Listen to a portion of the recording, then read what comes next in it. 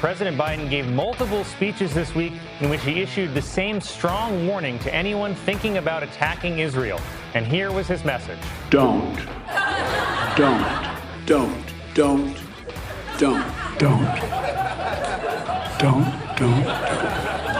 But to give you an idea of how effective don't is, it's the same thing Biden says to his dog right before it bites another Secret Service agent. Yes. Liberals laugh at different things than people laugh at. It's a different kind of... They're not on the side of civilization. They call themselves liberals, but they're not. They're actually the left. You know the left. They're the ones that murdered all those people in the 20th century. They're back. Turns out they may have never left, but now they've got the kids. They got the kids. And happy Monday to you and welcome. I hope you had a great weekend. My best girl and I had a great weekend. We went up to the United States Naval Academy on Saturday for the Navy versus Air Force football competition. Navy didn't do as well as we had hoped, but it was a glorious day nonetheless in Annapolis, Maryland. My brother, visiting from Chicago, came along with us to the game. Never been to a game at the Naval Academy before, had he, and that was a good thing. And the weather was beautiful. It was a sunny day. Had a great flyover by the U.S. Air Force. There were 4 F-35 fighter jets doing a low pass over the stadium at a decent clip, but not so fast that you couldn't get a look at them. It was a beautiful thing. Then the pilots went and landed the planes. Then they came back to the football field and they stood in the end zone and waved at the nice people and got a nice round of applause. It was a wonderful thing. It was patriotic, and I was kind of hoping Navy would do better, but the Air Force football team this year is doing pretty well. They're ranked. I think they're number 19 at this point, but they're a big, good-looking, fast team. Air Force was. Navy was, looking good on and off, looking good. And ran into lots of great people, great Americans, as you might expect, a stadium full of great Americans. Not a lot of, Hamas worshiping, left-wing, Biden loving people in the stadium. Ran into some great people, ran into listeners and viewers of the Newsmax show, and a wonderful family that met up with after the game. They live, I believe, in Vienna, Virginia. Dad, a Naval Academy grad. Mom, a great American. And Dad is a now retired officer. 3 kids, Naval Academy, 3 kids. One, their son, graduated from the Naval Academy, now a Navy SEAL. And he was there, got to meet him and shake his hand. A great American, Navy SEAL. And then a daughter graduated from the Academy. She is now a Marine Corps officer. And then the younger son, still in the Academy. He's a midshipman now at the Naval Academy. It's enough to inspire you and give you hope for the future, notwithstanding what the Democrats are doing to the country and the world, and Joe Biden. And on campuses across America, even Bill Maher, did you see this? Even Bill Maher he went to Cornell. I looked it up. He went to Cornell University, and he's on the television. They pay him millions of dollars to be a leftist. And that's why their propaganda machine is so dominant, because they got George Stephanopoulos over here and Chunk Todd over there. You got Jake Tapper and Jim Sciutto, all these Democrat Party apparatchiks posing as journalists all over the place, being paid millions of dollars for the machine, the Democrat Party machine, the left-wing machine. And amazing stuff. But Bill Maher, even Bill Maher, he's got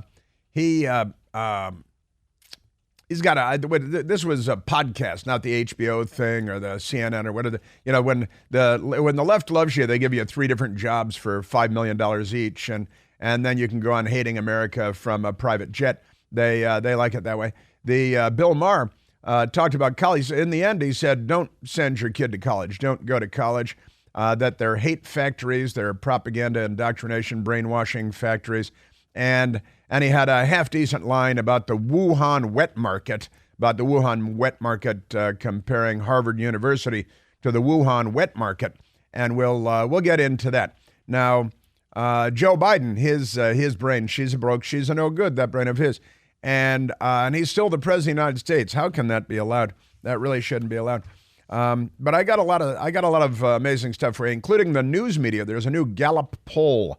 A Gallup poll is out showing that our opinion, the American people, our opinion of the news media is at an all-time low. I think we matched the all-time low for opinion of the filthy, corrupt, stinking, rotten, pro-terror, anti-Western news media, because they're lefties and they think that it's cool to be liberal, but they don't know what these words mean. So really, they're so close to being Hitler. I know you always got to stop when I send it. How close to being Hitler are they, Michael? Well, get a load of this. The New York Times, and I got that from my friend Brent Bozell, Media Research Center, Newsbusters, all that good stuff. The New York Times had a photographer that they had to fire because he was online talking about how much he loved Hitler and how he's a Middle Eastern fella, and I think he's a Muslim fella, and he loves Hitler because he hates the Jews so much. He hates those Jews. God, does he hate the Jews? He thinks they should all be murdered and he votes Democrat. Turns out he's a big Democrat voter. He loves the Democrat Party. And the New York Times had to fire the guy last year, but they rehired him. They just rehired him. The Hitler-loving photographer, the New York Times couldn't live without him, so they hired the Hitler-loving photographer back after having fired him some time ago. And I've got that for you. It's pretty amazing stuff. The Associated Press, our dirty, rotten, filthy, corrupt news media. For how long have I been saying, Michael, that the news media is the most corrupt institution in the United States of America? And I think that's kind of, people are realizing that, becoming more and more aware of how filthy, rotten, dishonest, corrupt our news media is. Even the Jewish anchors are like anti-Semites. How do they pull that one off? It's a pretty amazing thing. But the New York Times has their Hitler boy, and the Associated Press will not allow reporters to call Hamas a terrorist organization. Can't call Hamas a terrorist organization because, that would be prejudicial or something like that. There are 10,000 ways to lie in the naked city, and I just shared maybe two of them with you. And the Gallup poll, I've got the Gallup poll for you because it's good stuff. And the news media never engages in any self-reflection or self-analysis. I've been talking about this for years as well. Then they could rent out chateaus in Aspen and go and cheat on their spouses and do coke and smoke dope and talk about why everybody hates them, but they think they're great. Well, if we're offending both sides, we must be doing something right. No, you're just offending both sides. You're just pissing everybody off, and that's it. That's what you do. So we've got some news media stuff for you today because of the Gallup poll and because of the behavior of the news media. And the New York Times loves Hitler. They've got a Pulitzer Prize they still proudly display at the New York Times headquarters for Walter Duranty, who lied to the American people about what a great job Joseph Stalin was doing while he was murdering millions of Ukrainians. The New York Times wrote that the crops were better than ever before, comrade workers. The crops, look at them, they're yellow, and it's just the New York Times is a donkey show in Tijuana, and I apologize to Tijuana for the insult because these people. Now, Ilhan Omar mocks and refuses to answer Fox News reporter on Hamas terror. That's Ilhan Omar. She's a jihadi and a Democrat member of Congress and a genocidal anti-Semite. And the Democrat Party is the party of anti-Semitism, of genocidal anti-Semitism. And always keep in mind something that the left has been able to effectively erase from history in the United States. Adolf Hitler's party was called the Socialist Workers' Party of Germany. All right? It was called the Socialist Workers' Party. Keep that in mind at all times. NBC News bureau chief reveals 2 Americans released by Hamas are his wife's relatives. Hey, so maybe he's on their side. Maybe you got one NBC News person. Pretty amazing stuff. You got, remember Shaun King from Black Lives Matter? Shaun King, he was one of the founding miscreants of that shakedown operation called Black Lives Matter. And trust me, to Sean King, Black Lives don't matter, but money does. And he came out and said that he was working furiously behind the scenes to get American hostages released by Hamas. And nobody's believing him. It looks like he was making the whole thing up completely nuts. Also, a synagogue leader in Detroit was stabbed to death since last we met. The funeral was held over the weekend. And she's Samantha Wall, W-O-L-L. Samantha Wall was the woman's name before she was stabbed to death in front of her home. And the police are saying they must have Democrats in charge, saying, well, there's no reason to believe this is a hate crime. There's no believing this is a hate crime. So, really? But they don't know who the murderer is. They don't know who they're looking for. But they've already declared that it's not a hate crime because nobody knows because. Because why? Nobody knows. But synagogue leader Samantha Wall's stabbing death sparks outpouring of grief, and Samantha Wall slaying not a hate crime, the headline says. That's from the Free Press in Detroit, and they declared in the headline, not a hate crime. They don't know who the killer was. They don't know what the motive was, but they've already declared that it's not a hate crime because it might reflect negatively on radical Islamic jihadi organizations like Hamas, and they wouldn't want to disparage the genocidal death cult that is radical Islam, represented currently by Hamas, and of course Hezbollah and the Palestinian Islamic Jihad, not to be confused with the various other Islamic Jihad organizations. Amazing stuff. Also, something funny did happen over the weekend. The Islamic Revolutionary Guard Corps in Iran has a headquarters. Explosion occurs at IRGC headquarters in central Tehran. There was actually 2 explosions. I watched the video, and that was probably not a hate crime either. What do you think, Michael? Is that a hate crime? Too early to say. Might be a hate crime, might not be. And the Associated Press, being the bootlicks that they have become for the left, and that means the jihad and the homeless junkies living in your daughter's lunch bucket and all that, and transgenderism. Oh, speaking of which, we got a couple of those today too. This crazy. We got a they/them radical lunatic today. These lefties all love terrorists and hate the Jews. It's kind of an amazing thing. Biden walks tightrope with support for Israel as allies and the left push for restraint. That's what they call it. They call it restraint. That's a euphemism for giving up to the jihad and letting them slaughter your children. So they use the word restraint, the Associated Press. Poor Biden, he's walking a tightrope. Oh, well, that's all right because he doesn't know it. He's unaware of where he is at any given time. So if he's on a tightrope, it'll be news to him. His support for Israel, allies, and the left, ...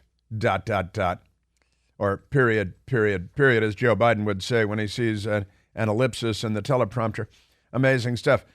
Pro-Palestinian social media users turn to algo speak to avoid suppression. The Washington Post, they're using codes on social media because if you use like Palestinian, Hamas, then you might be flagged. So they've created a code so that the lunatics can speak to each other on social media without being censored. Amazing stuff. Also, Dave Chappelle, and I'm a Dave Chappelle fan. Dave Chappelle was giving a concert in Boston. That's what they call it, a concert when you're doing comedy. And he went after Israel and the Jewish peoples, and a bunch of people walked out of his performance. And then Dave Chappelle's publicist said, Dave wasn't even in Boston over the weekend, because that was their response to that. So we've got a lot on that topic. It is the big topic of the day still, and will be for quite some time. There were lots of arrests in New York. 22 charged the pro-terrorist Democrats. The Democrat Party is pro-terror, and they have violent mobs in the street defending Hamas's massacre of Jewish civilians and the rapes of children. kidnapping of Holocaust survivors because, the Socialist Workers' Party of Adolf Hitler lives. Also, Israel fighting the fight, moving some troops into the Gaza.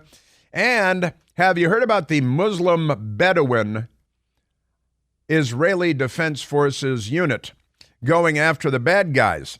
This is a great story. Joe Biden paid cash for his $2.7 million beach house. Where'd that money come from? Well, his brother was funneling him hundreds of thousands. It's all fine, though.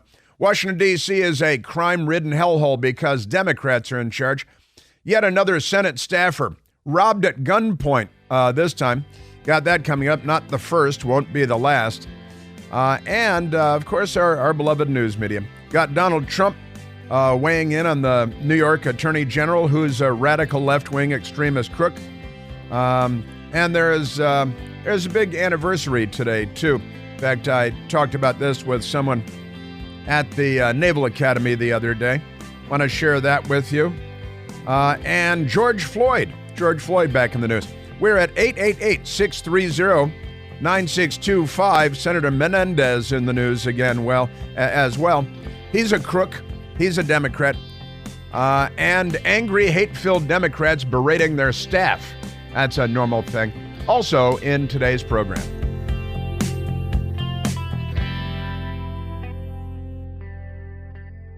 Hey, it's Chris Plant. Excited to tell you about our July 2024 Listener Sea Cruise. We'll be sailing around the British Isles, visiting Scotland and Ireland. Please join us. Book by this July 31st for extra savings. Visit ChrisPlantCruise.com.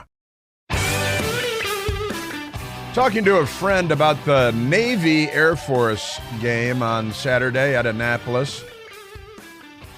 United States Air Force Academy, Colorado Springs, Colorado, United States Naval Academy, Annapolis, Maryland, and the football game. He said, yeah, do you feel like it's a nostalgic event when you go there, like almost like you're watching a Civil War reenactment or something? And I said, well, I got to tell you, the truth is the stadium full of these people, and you meet the people and you talk to people and the people around you, and the march on and the families and the cheering. Actually, it gives me hope for the future. Going to a Naval Academy football game, going to the Naval Academy any day of the year, gives me hope for the future that there are these many thousands of young people that are not being brainwashed and indoctrinated on radical left-wing extremist college campuses where they come out stupider than they were when they went in, and filled with hatred for America and capitalism and the Jews. What's with the Jews? Honestly.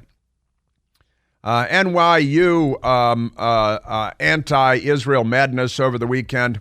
And the administrators, they're all in on it, The Jewish students are terrified to even walk around campus because of the Democrat Party and the vile, violent mob craziness that they bring to everything.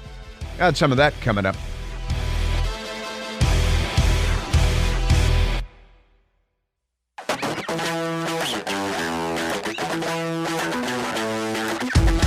We are back. D.C. needs to be taken away from the Democrats. Congress needs to take home rule away from Washington, D.C. Got yet another Capitol Hill staffer targeted by gun-toting Democrats and robbed because, they've banned.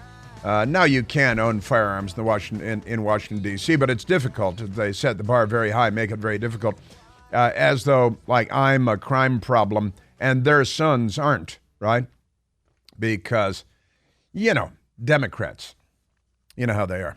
Now, I did mention an anniversary, and it has to do with the conversation I had at the Naval Academy a couple of days ago as well on Saturday at the football game. And I see that someone called in with the same point, and it was a point that I had wanted to get to today. And so let's go to the call and not make it look like I just poached his idea, since he's such a, because it is an important story in the context of what's going on in the world today and in the Middle East today and in the United States today, where we and most of the world are on high alert for radical Islamic jihadi terrorist attacks. I believe the State Department put out a warning that every American should leave Lebanon which, seems like a good idea any day of the week.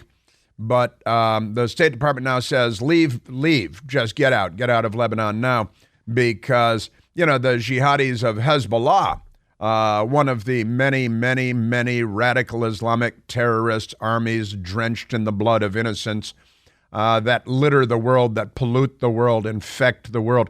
And Hezbollah, meaning the army of Allah, the army of God.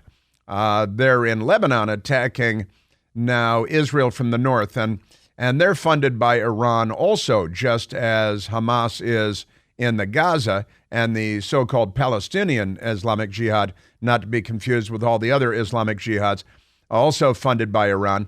The Houthi rebels in Yemen that were firing missiles and launching drones at Israel the other day, U.S. warship had to shoot them down, which means that the U.S. is already firing shots in this war. The news media is not on that one either, because they're a feckless gang of crooks, the news media, They're not in the journalism business at all. They're in the lying and propaganda business, which is why the new Gallup poll shows we have such a terribly low opinion of the news media. But let's go to the telephone so I can talk about this a little bit too. Let's go to Steve, calling from Ashburn, Virginia. Stephen, you're on the Chris Plant Show. Good morning, Chris. Hey, Steve. It's a good day to be an American, a good day to be in the United States of America. Thanks for being such a good supporter of the Navy football team. Glad to meet you at the game and have a little chat. But what I wanted to say... Wait a minute. I didn't realize that was you and at the top of the stairs, and we took some pictures. Yes. Very good. Very good. That's right. Yes, it was. It was just a chance meeting, but sometimes those are the best. Yeah. So it is the 40th anniversary of the Beirut barracks bombing in Lebanon. 241 Marines, 58 French died there. I had been there just up until 3 weeks before that took place, in and out of that building many times. I'm actually going to be at Arlington today. We're going to bury the pistol coach from our team when I was at the Naval Academy and today. And there's also a very nice memorial for the Beirut bombings for that. It also happens to be the anniversary of the Hungarian Revolution in 1956. Well, that is a much happier occasion, the 1956 Hungarian Revolution against the Soviet commies. Yes. And of course, they were trampled and run over. And Sebastian Gorka's family was very much in the middle of all of that, and his father taken and jailed and tortured by the commies there. And that is a good one to note also, Steve. Now, you were a United States Marine. That's why you're in and out of the building? No, I was a naval officer. I was a supply corps officer on one of the ships. Naval, okay, great. Right, and retired at 30 as a captain. No, but I was in there many times because as logistics officers, our work is frequently ashore as opposed to at sea. So I was in Beirut many times and got shelled, shot at here and there. But the Marines lost a lot of my shipmates there. What I also wanted to mention there is that my brother-in-law was in Budapest as a teenager when the Soviet tanks came in and throwing Molotov cocktails as a teenager at the Soviet tanks. Eventually, he came to the U.S., did 2 tours in Nam as a Marine. So there's a lot of connection there with what's going on today, Chris. And I want to thank you for being such a patriot, getting the word out to all of us. And you're a great American. Well, please, you're a Naval Academy grad and Yes. and a naval officer, and I'm saluting you right now. Now. This is we're engaged, Steve, and I think you would agree with this. We're engaged right now in a battle for civilization itself, and the battle against the commies is not over by a long shot. And the left is here in the United States, and they have really wheedled their way into our culture, into our government, into the permanent bureaucracy, into academia. This is what an invading army would do if they were taking over. I like to make this, and Steve, you're doubtless aware of this. If the United States were to, let's say in 1963, invade communist Cuba and take it over, the first steps that you take is you take over the radio station to broadcast what you want to broadcast as the U.S. government. You take over the television stations. Then you take over the daily newspapers. You take over the newspapers. And then you move in on the educational system. And you take over the schools and the education of the children. Because, as Vladimir Lenin said, give me a child for 5 years and the seeds I have planted will never be uprooted. Give me a child for 10 years and you'll have a Bolshevik for life. And what you do as an invading army, if you're going into, to do away with a corrupt regime like the Castro communist regime, Soviet-backed, you take over the radio stations, the TV stations, the newspapers, then you take over the educational system. And the left has done that here. The left has successfully done that. They've accomplished that in the United States like an invading army would. And we see the results of this on our college campuses. We saw over the weekend in New York at NYU. I was playing audio for you last week from Georgetown University, George Washington University, George Mason University, all the pro-Hamas, pro-terror, genocidal, anti-Semitic stuff. You've got their majority of Gen whatevers are pro-socialist and anti-capitalist. The invading army has taken over the United States of America, and the educational system is the most sinister part. But, and the media too, of course, controlling the message. That's why they're so furious with Elon Musk for taking that tool away from them, Twitter, because they were using it to great effect to control the conversation, control the narrative, not just in the United States, but around the world.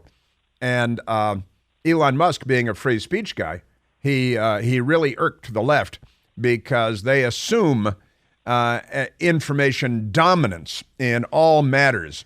And that's why they've got Jake Tapper and Jim Sciutto and Chunk Todd and the list goes on and on of all these Democrat apparatchiks, the Fredo Cuomo of the Cuomo Democrat family. And didn't NBC hire Chelsea Clinton to do nothing and pay her a lot of money for some time? It's like an invading army. But the 40th anniversary of the Beirut barracks bombing, 241 Americans killed in that bombing, then the embassy building attacked and more Americans killed there. And it's 40 years ago today. And you know what, Steve? The same enemy is committing the same murderous acts 40 years later. We're, not too far away from a half-century mark on this. And the troglodytes continue to plague the world with their blood-drenched medieval savagery. And honestly, Steve, we've raised generations that are completely unaware of the realities of the world they live in and that we live in because they're raised by lefties. Right, Steve? Exactly right, Chris. And so much of that, and I think you hit it right on the head, is that a lot of them, the battle in which we are today is being fought in ones and zeros. It could very easily be lost without firing a shot. Yeah. Because it's what's getting into people's heads, whether it's through the media or through academia or anything like that. And it really is pretty scary that so many people, the young people that were walking on the field on Saturday, most of them were not alive at 9/11. Yeah, that's right. Yeah. 40 years ago in Beirut. So if they are taught that, I'm saying if they're taught that, they're going to get it through some filter of whoever happens to teach it. Now, thankfully, maybe at the military academies, you're going to get a more accurate representation of it. But if you go to college with a K or university, chances are they're never going to hear about it at all.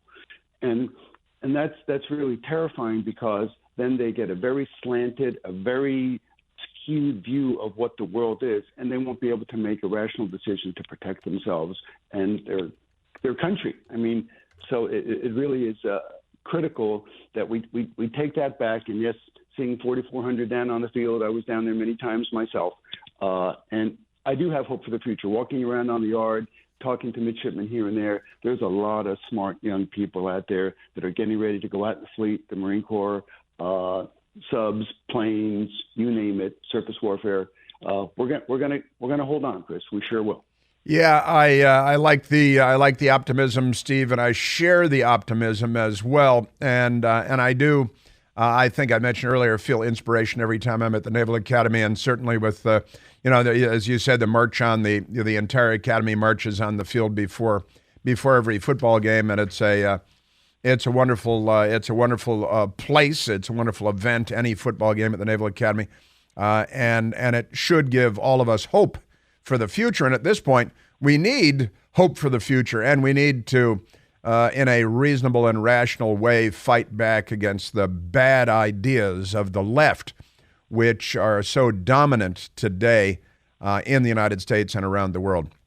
And Steve, hey, thank you for calling in. I wish I had known it was you when I picked up. And I'm saluting you again just to make it official. What year did you graduate from the academy, Steve? 78. So this was our 45th. And actually, we were the largest entrance class ever. We had about 1,500. We commissioned just short of 1,000. I was commissioned as a supply corps officer, logistics. I wasn't a line officer. And meeting up with a lot of my classmates and telling sea stories of this, that, and the other. Most of them which were I'm probably heavily embellished since we left. but that's okay. That's what happens with sea stories. That's right. That's part of the fun. It is. That is exactly, Chris. And we're already planning our 50th, and I pray that all of us will still be around. Sadly, probably some won't. So we need to be sure that we maintain good contact with our shipmates so that we don't lose that brotherhood. You bet. God bless you, Steve. And God bless this great country of ours, and God save us as well. And on this 40th anniversary, it is worth remembering that this is not a new phenomenon. In fact, Thomas Jefferson, when he was president, was fighting the Barbary pirates off the north coast of Africa. And that was the same enemy then. Just by the way, for those that are looking at the long-term battle here, this is basically a continuation of the Crusades because the Islamists are still fighting holy wars from centuries ago. And the communists, like Vlad the Impaler Putin in Russia and Xi Jinping in Beijing, China, the commies are planning on taking over the world in this century. We defeated the Soviet Union, or so we had thought, thanks to Ronald Wilson Reagan, the greatest president of my lifetime, and winning the battle against the commies. They had just murdered 100 million people and enslaved well over 1 billion people in the 20th century, and we, the United States, America, and Ronald Reagan, we defeated them, we smashed them. They lost. But they're like Michael Myers in a horror movie. They just keep getting up, and they still have the knife in the hand. And this time, it's your son and your daughter and your next-door neighbor, and they're here because they have infiltrated, and they raised, we kind of ignored it. Well, kids go to college and they get a lefty education, but then they grow up when they leave college and they get a job and they pay taxes and everything will be fine. Well, Lenin was onto something there. Give me a child for 10 years and you'll have a Bolshevik for life. That was the goal. And keep in mind, Lenin also said that the goal of socialism is communism. And communism is slavery. And so the Democrat Party they were the party of slavery before. They continue to be the party of slavery in the 21st century. They're the party that is now pro-radical Islamic terror and anti-Israel. And wait till you hear these kids off of college campuses who are terrified of their fellow students who are young American college students who are on the wrong side of history, as so many Democrats like to say. Now, which radical Islamic terrorist army was it 40 years ago that attacked the Marine Corps barracks in Beirut? And our embassy was being attacked in Beirut last week. It was happening live while I was on the air with you last week. Got a lot of updates for you on that. And wait till you hear the fear in the voices of these college kids because of the Democrat Party.